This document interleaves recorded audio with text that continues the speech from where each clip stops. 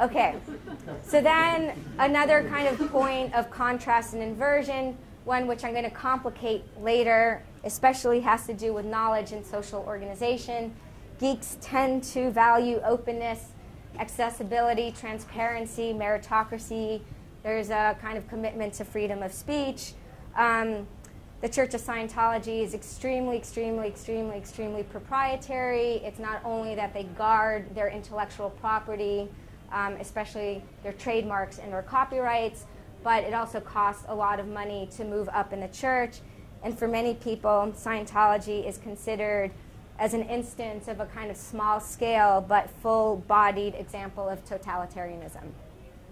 So these inversions and oppositions, I think, are experienced collectively, although unconsciously, among some geeks and technologists as offensive, as matter out of place, to use Mary Douglas's famous phrase in her anthropological work on purity, pollution, and danger. To state more simply, Scientology rubs many technologists the wrong way, for some slightly, for others far more substantially.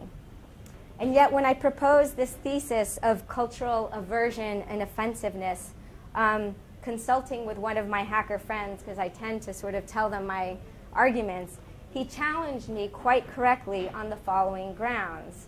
And this was on Internet Relay Chat. He said, you know, hackers are more anti-religion than anyone else I've met. Scientology really is not special in this regard. So what Mako is suggesting, and I'm in total agreement with him, is that commitments to atheism and secularism abound. They flourish in the geek and hacker habitat. And of course, there are exceptions. I know many kind of religious geeks, but not many. They tend to be exceptions, and exceptions often prove the rule. Scientology, however, stands apart if for no other reason than the contingencies of the contingencies that kind of brought Scientology and hackers together, and especially the fact that geeks and other internet enthusiasts have bothered to create and leave all sorts of cultural morsels and tangible signs that reflect often dramatically their aversion and revulsion against Scientology. So let me show you a few examples, one of which is pretty tame and mundane. Hacking Ethics, a lecture. Do something useful, just a website. If you want to be a great hacker, do something useful. Stop attacking random harmless people and get involved in the fight for free speech on the internet. And so he gives a list of propositions, and I'm just going to read number 2. Hosting, mirroring, and publicizing sites under attack, dissident writings, pro-democracy sites, Amnesty Country Reports, anti-Scientology websites, etc. Okay. Now let's take a look at a far more flamboyant and colorful example. A religion of slackitude, the Church of the Subgenius, led by Bob. The church is a kind of general parody of religion in general, but I think in many ways it also conjures the spirit of Scientology in all sorts of instances. So, for example, the trademark symbol is, I think, whether conscious or not, does conjure the kind of image of Scientology, just because Scientology tends to guard their trademark like no other religion. It's also the fact that Scientology is at least partially part of the subgenius's mythology.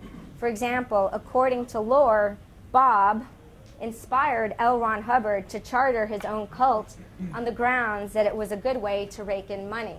So Bob was the one that told L. Ron Hubbard to do it.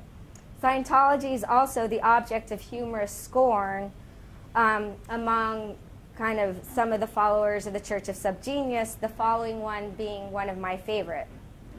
So yes, Bob smokes the mighty pipe. He smokes frop. I, after many, many times of trying to pronounce this word, can never pronounce it. This herb, not a drug, found only growing in selected parts of the Himalayas, growing on the dung of Yetis, opened Bob's third nostril. It gives Bob psychic abilities that Scientologists could only dream about. And this, of course, is also a reference to the fact that in Scientology, you're not supposed to use any psychiatric drugs. There are many other examples, perhaps the most famous being the website Operation Clambake, that has documented the abuses of the church since 1996 and is still pretty active. But for the sake of time, I'm not going to go into them, as I would now like to move to the contemporary protests against Scientology.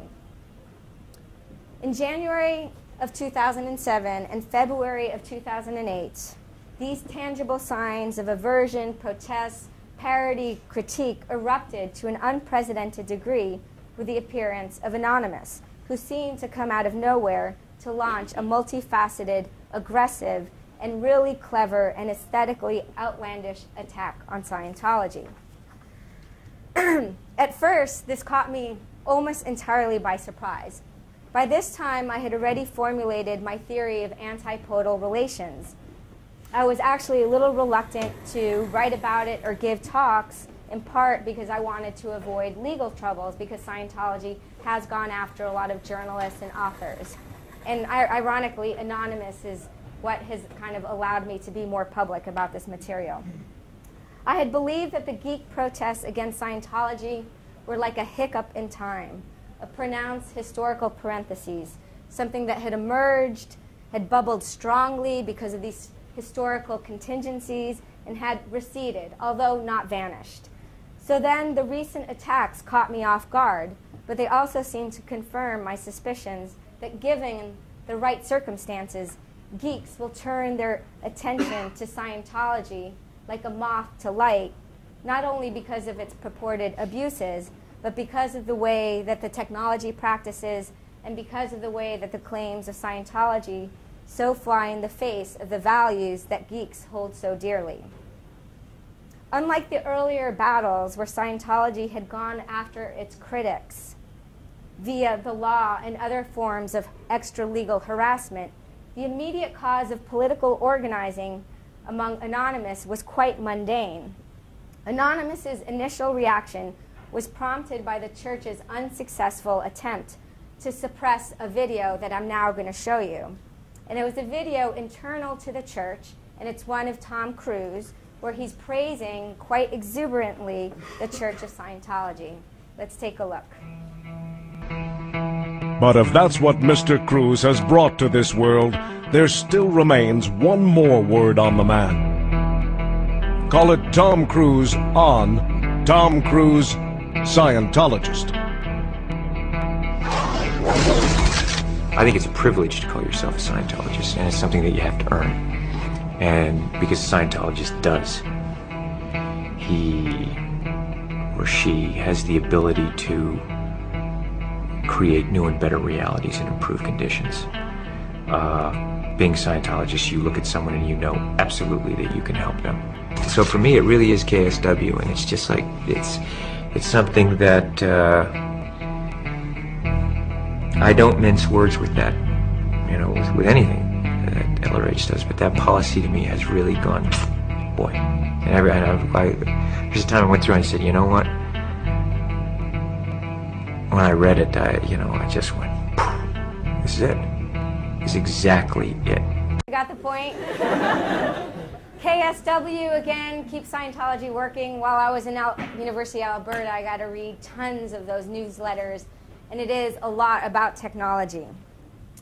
So following the church's attempt to censor this video, Anonymous, eventually dubbed Project Chinology, kicked into high trolling and pranking gear, engaging in online acts of raiding, hanking, and pranking galore, as described by one participant.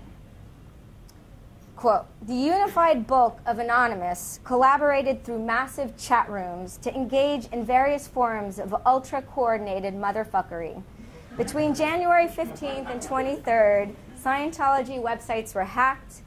They were DDoS, denial of service attacks, to remove them from the internet.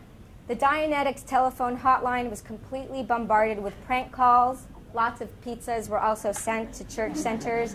And the secrets, he puts it in quote, of the religion were blasted all over the internet. I also personally scanned my bare ass and faxed it to them, because fuck them. So by the way, I know some people here know a lot about Anonymous and 4chan. I'm going to flesh this out, but for those who don't know about what this world is about, Anonymous, and I will get to what that is, was already engaging in raiding and pranking sometimes each other, sometimes smaller entities. It just hadn't blasted out of the internet the way it did with Scientology. The call to arms video we saw at the start of the talk was subsequently released and helped transform Project Chinology from trolling motherfuckery into something with at least some moral weight and legs, however tenuous and shaky it might have first been.